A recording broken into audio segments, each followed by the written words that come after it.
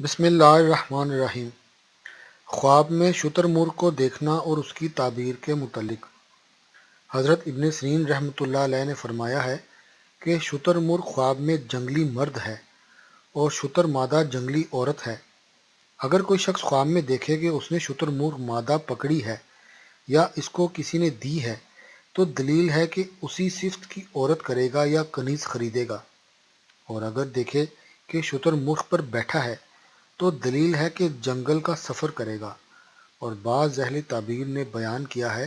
کہ کسی جنگلی آدمی پر غالب آئے گا یا مراد کو پہنچے گا۔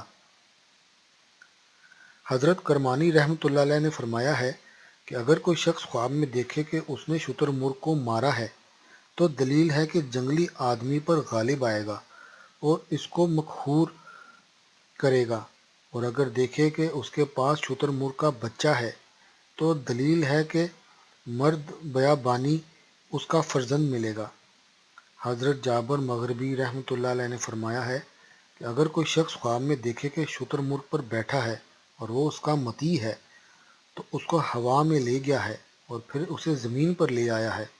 تو دلیل ہے کہ مرد بیابانی کے ساتھ سفر کر کے واپس آئے گا اور بہت سا نفع پائے گا، اور اگر اس کے خلاف ہے